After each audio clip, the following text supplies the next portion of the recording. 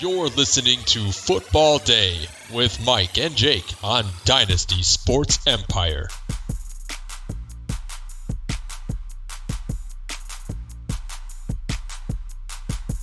What is going on, everybody, and welcome to Football Day with Mike and Jake. I'm Mike. And I'm Jake. And just like last week, once again, we got Calvin back for another guest appearance. Calvin, what's going on, man? Not too much, guys. How we doing?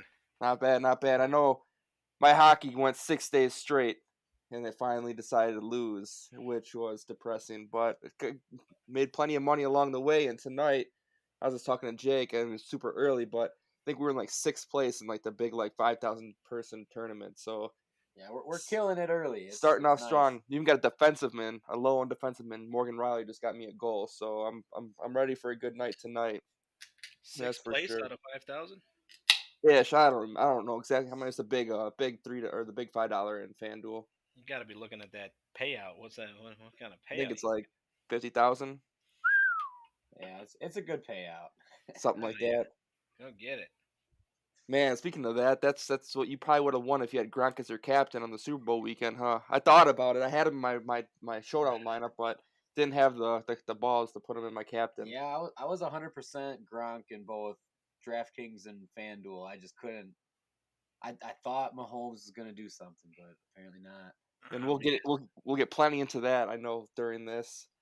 But man, I'm still jacked. I had came across this deal over at Best Bargains, a grocery store in our town, and they had a Valentine's Day special. It was two 8-ounce steaks and 2 3-ounce lobster tails for $16. I was all over that, and I ate good yesterday for the Super Bowl. And he's about to eat good tonight, having those lobster tails. Mm-hmm. Dude, that was such a freaking sweet deal. Can't beat it. Can't beat it at all.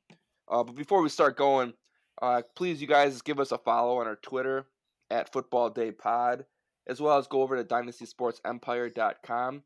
Check out all the articles, and we have fantasy baseball rolling right now for Dynasty. Jump in one of those leagues. I'll be getting in there probably the next 3 or 4 weeks or so.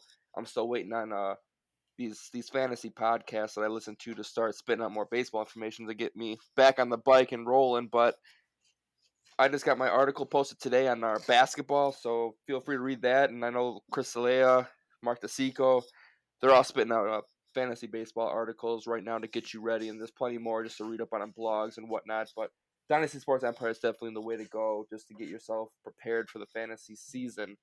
But on the show today, we're going to be giving our reactions of the Super Bowl yesterday and talking a little bit about the Carson Wentz news that came out. And after that, we have a couple of social media questions that we were asked this week over on our Twitter that we'll answer and talk a little bit about the importance of an offensive line. So what do you guys think? You ready to get started or what? Might as well go or jump right into the Super Bowl. I mean, did you even do anything, you guys, this weekend, or just watch football? I watched the UFC fights on Saturday. Oh, dude, those were good. Those are a lot good. better than the McGregor card. Yeah, I heard there was a lot of underdogs that kind of stepping it up. Yeah, dude, this one. Did you see that guy's eye? Yes, that was nasty. Cal, did you see his eye? No, which guy? I can't remember the name, but he basically got cracked in the eye where his eye was just exploded open with a giant hematoma, and the doctors had to call the fight because if he would have got hit in the eye one more time, it would have fallen out. Oh my God! I'll send you a picture here real after the show. But it was nasty. And then you had Sandhagen. He came in with a flying knee 9 seconds in the fight with an instant KO. That was also an underdog pulling that no, off. Sandhagen wasn't an underdog. He was a favorite. Yeah, but there was, I think, a decent handful of upsets. I know that. I know I did pretty well. It was Justin James that got his eye all messed up by Devontae Smith. Not to confuse him with Devontae Smith, the Heisman winner. That we'll also talk about. Might talk about a little bit later, yeah. I actually just sent you the picture, Cal, so you'll be able to see what I'm talking about. All right. Yeah, it was gnarly. It was absolutely gnarly. Man. But I know when talking of MMA, we post lineups on UFC. But we were just talking about the card on my birthday weekend on March 6th. It's got 3 title fights. It's got Amanda Nunes. It's got Izzy. It's got freaking Peter Yan. Peter Yan. Oh, God. Gonna It's be a stacked. hell of a It's car. stacked. Oh, You like that eyeball? oh my goodness, bro. That was. Yeah, and then when the doctors called it off, like he was like jumping up and down, stomping around because he wanted to keep fighting. Like, dude didn't even care if he lost his eye. Yeah, guys, if you want to see something gnarly, I would check that out. That is not for the weak-minded. So if you're gonna vomit, well, I mean, go ahead and look, but just don't be anywhere where you're not ready to vomit. That was almost as bad as like 2 months ago. Some dude got his ear ripped off. Yeah. I mean, it looks like it's under his eye too, like Yeah. like, ugh. Yeah, it's like it's terrible.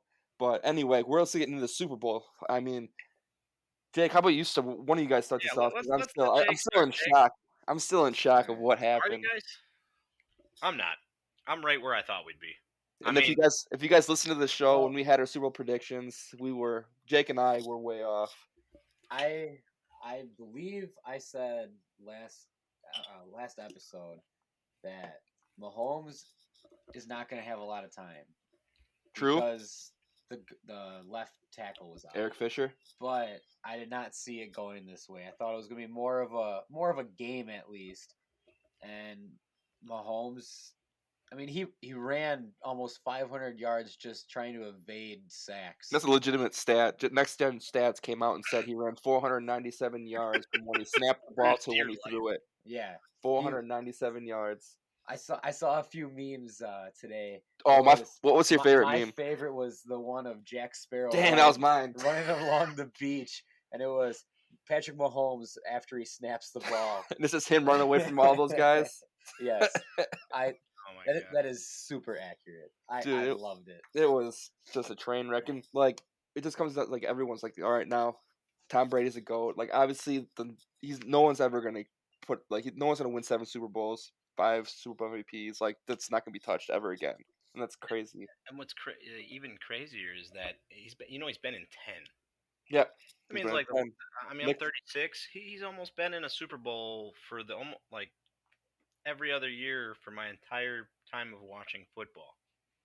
The craziest part is he's not one of those flashy like playmakers like Lamar Jackson or Pat Mahomes. Like he doesn't go out there and just kill you for 500 yards and run for 100 on your feet. He's your typical quarterback. He's a pocket passer, and that's all he is. Right. He can't kill you with his feet. Like he is the greatest game manager in the history of the NFL. The craziest part is he was not touted high.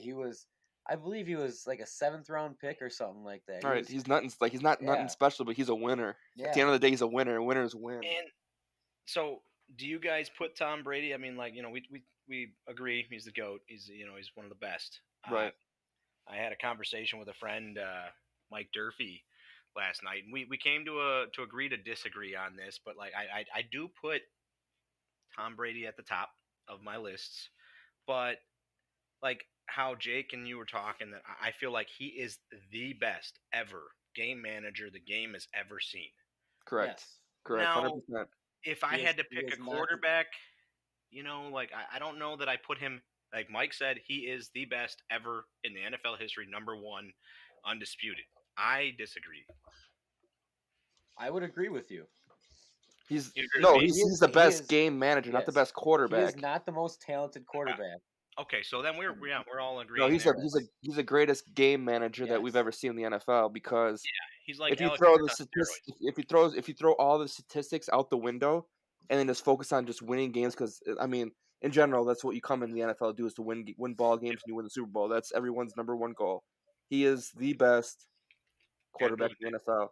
Now, if you put statistics in, obviously there's gonna be a bunch of comparisons. Like, I mean, Aaron Rodgers, in my opinion, is like the Russell Westbrook of the NFL. Yep. He just goes and he'll pad all the stats. He'll get you all the fantasy points. He's really, really, really good in the regular season, but once it comes playoff time, then it's a step down, and it's just a whole nother player, just like Russell Westbrook's, like James Harden, those flashy players in the NFL, and just kind of shuts off. But I agree with you guys too. Like I don't think that Tom And Brady's that's the greatest not quarterback ever. No, he will forever be the most accomplished quarterback. But ever. I respect the hell out yeah, of what he does because he's a and I'm winner. not and I'm not even trying to knock him off that pedestal. I'm not No. trying to say he's a bad quarterback or he didn't do much here to get there. Like the guy knows how to win games. That's Right. what, like you said, that's what you come there to do. And Tom Brady being so good, the best at that craft of game management and I would argue leadership. Right. Like that guy when you got Tom Brady in that huddle and then the team responds to that. Right. That's important. That's more important. And that locker room is behind Tom Brady 100%. That goes Just from in your trenches, everything. and just imagine all the off season, like the off field work he does. Just like a simple thing of he tried to recruit AB in New England, didn't happen really. Recruited him and Gronk to Tampa Bay, which happened, which ended up to be a pretty decent deal, since I think they both Yep. went off, And especially Gronk in the Super Bowl. But I mean, I AB had had like Gronk 5 and straight Francis. touchdowns, and then obviously got one yesterday. But like Tom Brady does so much on and off the field. And I was actually listening to a podcast today, and they were saying if Tom Brady was on the other side of the field, they still would have lost because I mean the Buccaneers are just beating the piss out of him in every single angle. Yep. But Tom Brady would have kept him in the ball game, and I See, and believe that No, this falls I down to don't. coaching. Like, exactly. And then that's when you can go down a different road too, and you can talk about the issues that happened with Andy Reid's son and all the family stuff, and that put a burden on him. Where who knows? I really want to know how much Patrick Mahomes' toe affected him. you I know, mean, he ran enough on it. Yeah, I but he feel didn't. like He was missing easy throws. He was also making really hard throws that they Yeah. just dropped. and there's a couple plays that like really change it. Like early in the game, Tyreek Hill drops that ball Yeah. right in the end zone. Now, I'm not saying that was an easy catch, but if No, it's Super Bowl time, You and you got got it. that's where winners win, right? you win or lose off that. Yeah. And I did call Tampa to win this game. However, I will concede that I would not have guessed that the game would have went the way it did. And KC being held to 9 points seems super unrealistic. Or KC just not getting put in the end zone. I mean, you tell me that the Chiefs held Mike Evans and Chris Godwin To 35 to yards? a combined 40 yards on 3 receptions. And how do you think that game goes? You don't think that Tampa No. Bay scores 31 points? No. That's And you don't. I mean, insane. the story's told in the trenches in the game, and that's the ability to get after the quarterback relentlessly too. Because, like you guys said, Mahomes ran his ass off, and Yep. for pretty much nothing. I mean, I'm not saying nothing, but point wise, it didn't generate anything. And one thing I noticed is that when they went after him, I mean, they were coming. Like when he spun out of the pocket and stuff, dude, they were just right there in your face. I ain't going nowhere because you It's spun like out right here. once he spun, it felt like another defender just like teleported right Yeah. into the area. Yeah. They knew where he's going. They're like, oh, you're Right. going left. Like whenever Mahomes would make a move left, right, or spin, just another defender would appear in the backfield. Like it was so terrible to watch because like, I was ready for a shootout. Like baby goat against the real goat. Like how many yards? I missed so many prop bets because I was hitting the over on so many offensive categories, and I just got smashed. Yeah, if you invested in the Chiefs and prop bets, you probably had a pretty salty weekend. Or even Mike Evans or Chris Godwin, just the over-unders on receptions, And yards. I stayed with the underdogs on Tampa's side of the field. I did think Kelsey was gonna. He had a game. He just didn't get in the end zone like I expected him to. He had a lot of garbage yards though too. Yeah, just over the middle of the field because that's Right. where when they did try to go deep with Tyreek, dude, that's when Pat Mahomes was getting crushed. Yeah. Yep. And speaking of Kelsey missed 2 really big third downs, just dropped them that would have kept the drive going. And Kelsey really burned him in that first half. I think he was pretty responsible for the momentum swing. And I'm not gonna talk about the penalties on this podcast because there's no point to it because Yeah. it wasn't a close game. I think there is a point to it. I mean, it's a horribly officiated game when a veteran official in Terry McCauley goes to Twitter and tells you neither of those defensive holds that were called on KC were even close to the standard that was called during the season. Right. I mean, why is it that the last 2 games, it seems that all the calls are going towards Tampa. Tampa. I mean, it happened in Green Bay. Yeah. Right. I And just it hate being followed. that guy to blame Right. the refs. But I mean, this is a ref. It didn't help. Like, This is a ref that's tweeting this. I mean, That's insane. yeah, These refs did not help the game at all. definitely. But I mean, like I was just saying, if Kelsey makes those third down catches or Tyreek Hill makes that catch, I mean, yeah, at the end of the day, that's what matters. I mean, we talk about the rest, but you got to have your players got to make plays on those key downs. They got to catch that touchdown when the ball's in his Right, hands, and- even if it's and tough. And I hear you, Jake. Like, it is frustrating. Let's also say. oh, yeah, don't look at my Facebook, my Twitter, because I was going nuts on the refs. I'm just gonna try Yeah. not to do it on here. I mean, they also had boneheaded penalties, like when they lined up offsides on that field goal and Yeah. gave them a first down. You What about can't that give- timeout before Yeah, the? right? I'm third and 1. Yeah, you can't. noticing give a trend there, Brady though? That time. Yeah. When there's like less than 50 seconds to go in a half, and then all of a sudden something miraculously happens that puts Yeah, it Tampa in a was- great position. All right, It now was you're like- you're it was gonna like get me deja into vu. now you're gonna get me into like a 45-minute conspiracy no, theory that's podcast. Let me switch gears. I got one thing I want to say because it's in defense of Mahomes and stuff. One thing I'll say, like, I'm not saying I questioned this before this, but it definitely reaffirmed my resolve for him or my respect for him, is that he is one tough son of a bitch. Yep. All the way to the end when that game was well out of place. He took shots just to Yep. try to make a play. Like, I will give him that he had no quit. He didn't stop from the last play or from the first play to the last play. Right. Mahomes took shot after shot, and when I think he fumbled the ball and recovered it. Yep. He could have slid down and just took that because he knew it wasn't going anywhere. But he tried to do something with it, even though he knew he was going to get smacked. Not only that, but he knew the game was over Yeah. well before the fourth quarter. But he kept his head up. He kept talking to his players He's and a his class teammates. act, man. He's a class act. He was the first one on the field to talk to Tom Brady and congratulate him. He had a great press conference afterwards. Like, he's going to be back in the Super Bowl again. But Now, I got one more comment on the refs. So Can't let it go, can you? no, I just find this real interesting. So you're calling tic tac fouls on wide receivers, right? Well, I specifically remember Patrick Mahomes getting sacked and one guy coming in late and basically punching Mahomes in the face and right in front of the ref, and the ref doesn't call anything. no, he had to get sandwiched and then pushed down where his back almost went the other way to get a roughing the passer. Aren't the refs supposed to protect the quarterback? Especially Pat Mahomes. Yeah, I mean, well, You're one of your best-selling pieces in the Yeah, no but it's kidding. the last game of the season. He's got all off season to Yeah. heal.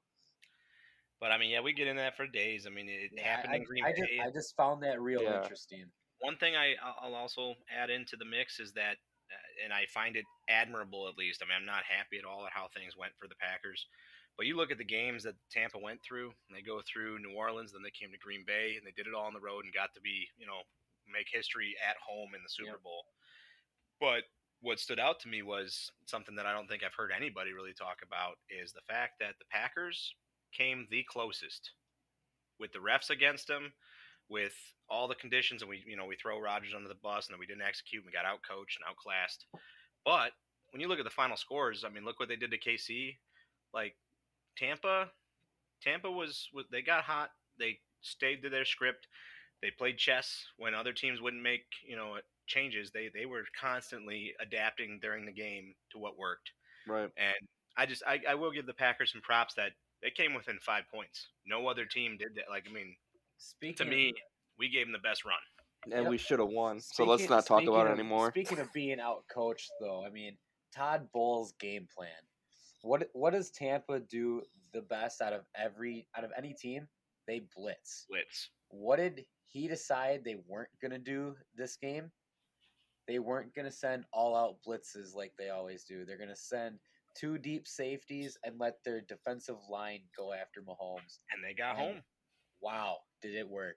Do you know that Todd Bowles has never given up a touchdown to the Chiefs? That's insane. That can't be a true stat. Or no, it was his last 2 starts against the Chiefs. That's insane. He's never given up a touchdown. Do you know who Brady? When he was a Jet, they didn't. They didn't I was score. gonna say that doesn't make any sense. No, when he was a Jet, they didn't score. I was gonna say the Chiefs destroyed them this year. Yeah. Brady's stat line: 10 Super Bowl appearances, 7 Super Bowl rings. Do you guys know who 2 of his losses belong to? Ironic, like I mean, it's just weird. Eli Manning.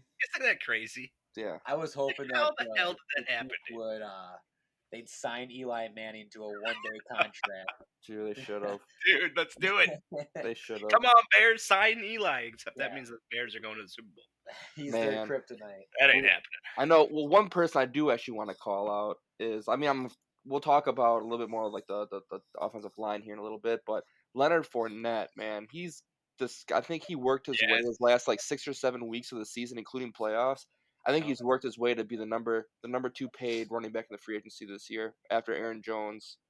Yep. He definitely deserved it. He played for it. He showed he could catch out of the backfield, and he was huge in the playoffs. He was very big in the playoffs. Yeah, and this guy left Jacksonville and went and got a ring with Brady, baby. Like, Yeah, that's and, awesome. and if you think about the season, I mean, Ronald Jones basically outplayed him all year somehow, but he kept playing. Like, I mean, he took care of some situations where Ronald Jones was hurt and just ran with it. But for a while, I was like, dude, Leonard Fournette looks washed. Like, he's not even that good. And then he's like the flip of the light. Yeah, He's and then on. and then in the Super Bowl he's running everybody over. You know, Or the one of the playoffs in biggest general. Yeah. is think about it. Like, and what did Fournette do in Jacksonville? He was the workhorse. Yep. In Tampa didn't need him to. You don't need to run him into the ground. You just, and I think that makes a big difference throughout the duration of the entire season. Right. So when And my Ronald Jones fantasy team. get hurt, yeah, yeah, and then looking at. I had Fournette on a prop bet. It's too bad that Kelsey couldn't cash in on Mahomes tried him in the last play of the game when he got picked off because I just needed a Kelsey touchdown to like basically hit the trifecta in the prop bets. Yeah. Kelsey comes down with a touchdown there in a garbage time for me because I had Leonard Fournette and he smashed for a touchdown, which I was super excited about. So I didn't do bad. I went 2 for 3 in my prop bets this week. I was just frustrated in this red zone offense. I would think if at that point I gave up. All right, they're getting killed, but they get in the red zone, they're getting one in. Like they got to get one in. That's what I thought too. Couldn't believe they couldn't do it. Couldn't. See, something that I know I keep coming back to like coaching and talking about that kind of stuff, but look at the usage of Leonard Fournette and like how Tampa, they didn't turn that down when it Super Bowl. Hey, Leonard Fournette, you're playing really good. We're going to give you the ball. We're going to give you opportunities to make plays, and then he cashed in. Yeah, that's why we're not going to talk. Like, I go back to Green Bay and I'm like, dude, AJ Dillon. Yeah. Why the fuck? What the fuck, guys? Why are you not giving that guy the ball? Like he earned them opportunities there in big moments, and you guys took that away. Like, right. Put him on Tampa, and guess what? Betcha they fucking utilize him. And it's one thing like when you see that, like it's clear as day that's the hot hand, and that guy he's gonna break the first tackle that he see. Like he's gonna break the first tackle. That's why I was confused. Get your hands out of here, bro. You're gonna need your body. You need your whole body. There's no reason for Ronald Jones to be in the game on the 1 yard line earlier in the game when they went when they didn't get on fourth down. They should have Leonard Fournette when they did that. Like that was awful. They got stuffed. They got fucking stuffed. Yeah. Which I mean, listen, the next part of this segment about the Super Bowl is the big reason why. I mean, the Chiefs got absolutely obliterated. The big reason is obviously Eric Fisher being out for the season with the torn ACL. And that says a lot about how important an offensive line is in the NFL. You can have the best offense in the league with one of the best quarterbacks in Mahomes. You could have Edwards-Helaire. You have the best tight end. You have Tyreek Hill, the speed all over the place. It's the Showtime on turf type offense.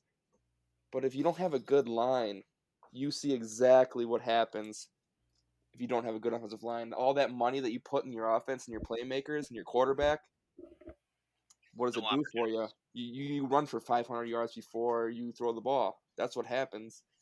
And that's exactly why I think that the offensive line in general, just in the basic public, is so undervalued because everyone talks about paying running backs, pay the receivers, pay these big name players, but they forget that the offensive line is much more important than those skill positions because games are won in the trenches, and you just saw one of the best offenses in the NFL that we've seen in a very long time get absolutely embarrassed because their best offensive lineman was out and didn't have anybody to replace them with.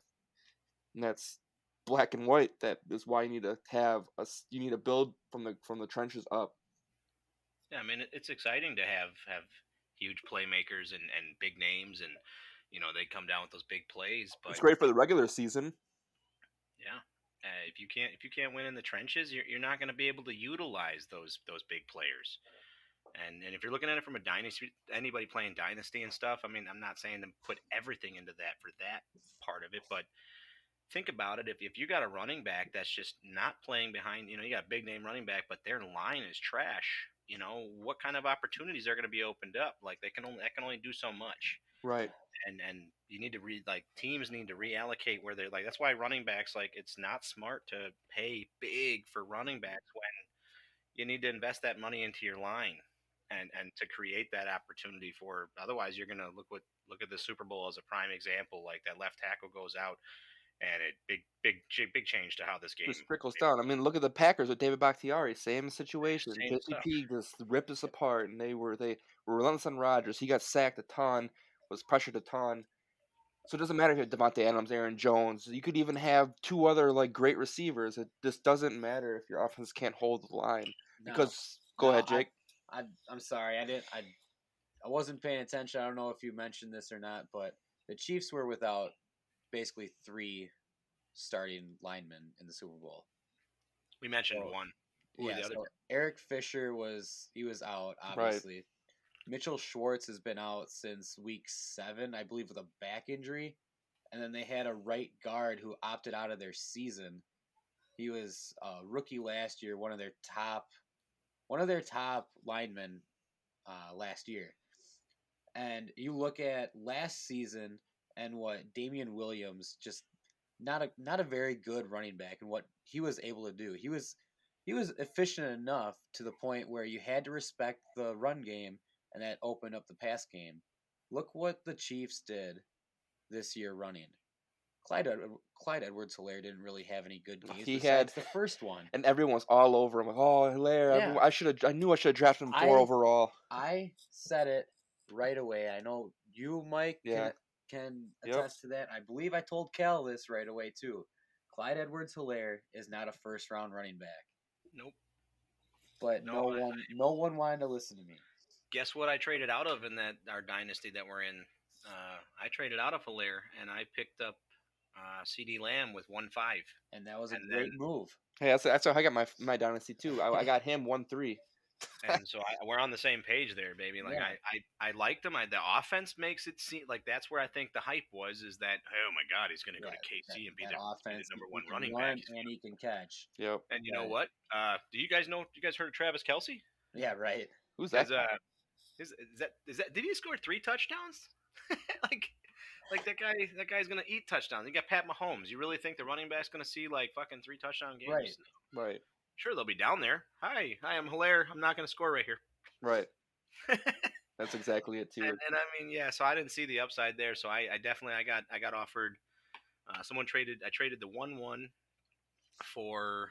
Or no, I'm sorry. I traded the 1-2 and I received the 1-5, 1-11, and 2-12. I think it was, or wherever I drafted. So I ended up getting CD Lamb. That guy really liked Helaire.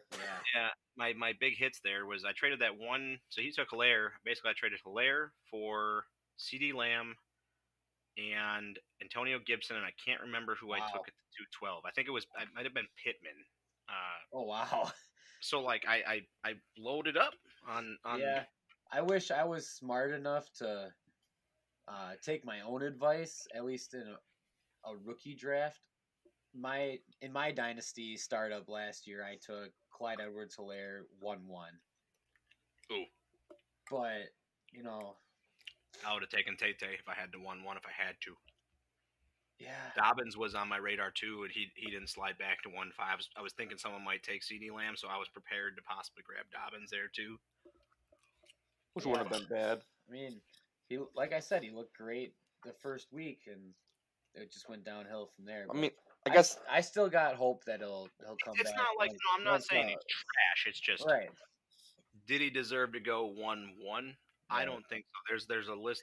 Any 3 of those guys. If I'm call me crazy, but I could have been the 1-3 staring at Helaire, and I'd have made the case that I need to draft Lamb or I need to draft We'll actually probably talk about this here in a little bit because we have that goes along with one of our social media questions. But I know Cal will be with us or later on this year when we go over our rookie rankings, and we'll talk about that. We can even Jake and I have been talking. I don't know if you were on this podcast with us, Cal, or not, but we were talking about doing just a live draft or just a mock draft or whatever, just to get our get our feet in the water and awesome. talk over.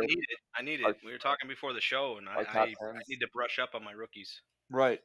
But yeah, in retrospect, I should have just traded back the 1-1. I was super high on Justin Jefferson, and that would have been a great pick for me. But you know what? You win some, you lose some. So no, and we're learning, man. Yeah. It's a progressive thing, and it's tough to give up the 1-1. And there's not always somebody that wants to buy it. Right. You got to have the right buyer. I couldn't say no. Yeah. Well, I don't blame you, but this is my first dynasty I've done, and we're doing this dynasty at Dynasty Empire. I'm excited that you guys are in our dynasty. Just let me say that. Let's raise a beer to that, gentlemen. Cheers to agreed. Now we'll double back a little bit. Because overall, when you guys are doing your preparation for the fantasy draft, or even if you're just a football fan in general, I recommend you just taking a look at the offensive line rankings in general, just in the NFL, and to see how they do against the run, the pass, because that'll tell you a lot about the receivers, the quarterbacks, skill positions to target. Because, like Jake said earlier, you don't want to if you're a good running back and behind a bad line, you're not going to be a good running back. Doing this, you will kill your fantasy leagues. I've been doing this for years. I just do a simple Google search and do offensive line rankings. Right. Honestly. And if you go on the DFS side of it, I mean, that's money. If you just for DFS, you just look at the offensive versus the defensive line rankings and see how the biggest mismatches, and you just found your running back for that Sunday. I've been consistently in the top 3 in many leagues, just researching offensive lines, and so that helps you draft your quarterback, that helps you draft your running back, and then your wide receivers are always pretty simple to. And it helps you find that value. When you're looking at it, and you just like a real football team, you get sold on those big names, and you draft them a little out early. Right. What Albie and Jake here are suggesting is, it's okay. You find those trench battles and be like, wow, looks like I can get really good value here in the third. Exactly. The best part of that, people are gonna be like, what? And you're like, they don't know. And real quick before we go to the last topic, because we have about 8 minutes left, but the biggest thing about looking at offensive lines to determine your picks in your drafts or whatnot is no one else will use that strategy in their drafts. No one's going to look at offensive line rankings to determine who they want to pick.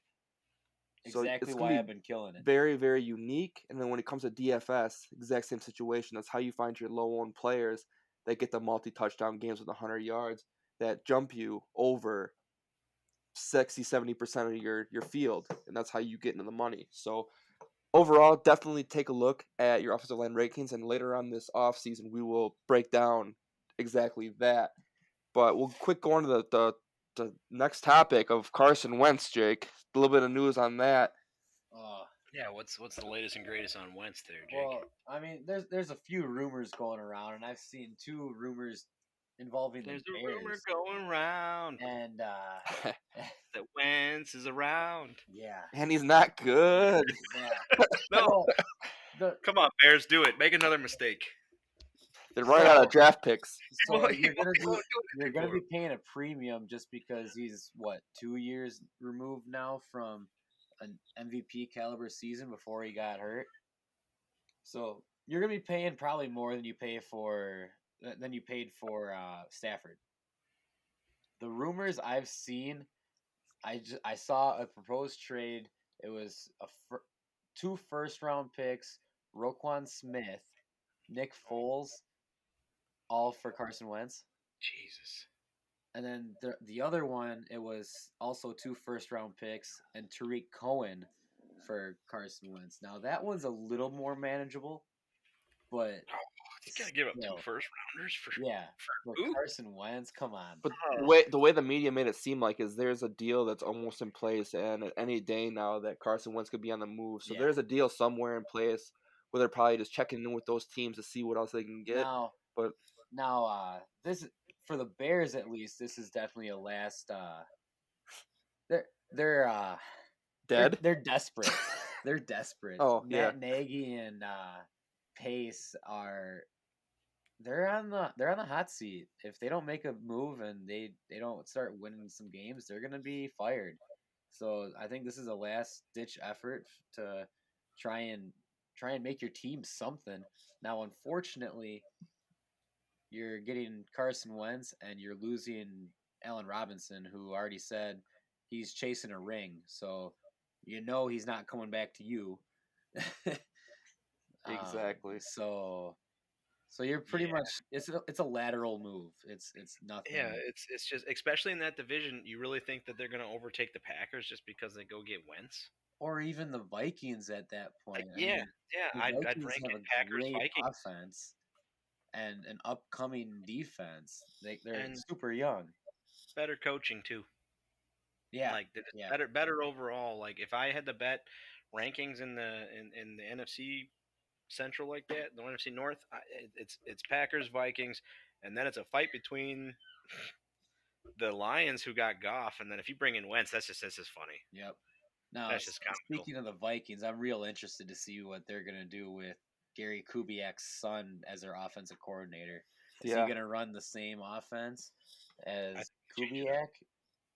Because if he doesn't, I'm actually lower on Dalvin Cook. In my honest opinion, I think we spent far too long talking about Carson Wentz because Right. we're talking about basically a bag of garbage. Not even worth it. Let's actually talk about something that matters, and that's going to be Chris Z. Yeah, at Drunken Angels asked us who's our highest rated non QB fantasy relevant in the draft and why. And we got about 5 minutes, Cal, so we're gonna quick blast through this and do our closing. So, Cal, who are you liking for your favorite rookie fantasy player? I'm going with everyone's pretty much heard of this guy, and everyone knows who he is. Devontae Smith, coming out of Alabama, the Heisman Trophy winner. I think this guy is going to be pretty darn good. I won't lie, I have not done a ton of research into the rookie draft, so don't be surprised if I pivot a little ways down the line. But scratching at the surface, I mean, what's not to like about this guy? Right, I think right. one of the top, 3 receivers coming off the board, in the draft, and I think this guy's got a lot of talent. His questions that they're asking about him are, I think he broke his finger, or he had some kind of finger injury at some point. He didn't play the second half of the championship game, if I'm not mistaken. But he still managed to get like 3 touchdowns. Yeah, so I mean, yards. Pending that he can bounce back from that. He's the 2020 Heisman Trophy winner. Like I said, he played a majority of his snaps as an outside receiver. Alabama has produced, if you guys pretty remember, good players from last season. I want Jerry Jeudy, Henry Ruggs, Devontae Smith. I mean, they're also rocking. There's this guy you'll hear us talk about later, maybe in another podcast, but Waddle. I'll have a little segment on him. I love him. That'll be our rookie draft class for receivers when we do that. Jake, who are you thinking? Oh, sorry, Cal. What were you saying? No. I was just saying, if you're looking for a safe bet, in Dynasty and up and coming, Devontae Smith is a guy that you guys should pay attention to. Start looking at him, and let's see how he does in the combine. But Jake, who's your man? It's gonna be Kyle Pitts, and that's solely because I think he's gonna go very early. He's gonna go to Cincinnati because there's gonna be two. That's a good fit. Two tackles, or just offensive linemen in general, taken very early before the Bengals. And so they're not going to get their guy in the offensive line. So they're going to wait till later in the draft to address that issue.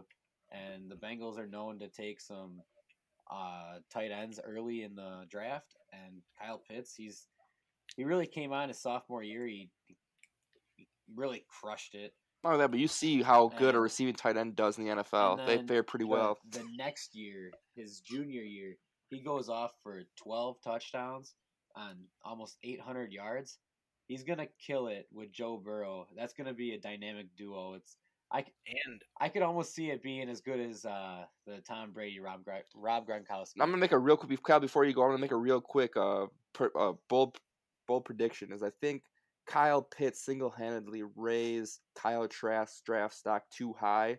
Well, I don't think Kyle Trask is as good as he's being rated out because I think Kyle Pitts is the reason why he's getting rated how he is. He did a lot for him, in my opinion. Cal, what were you gonna say? Who is this that he?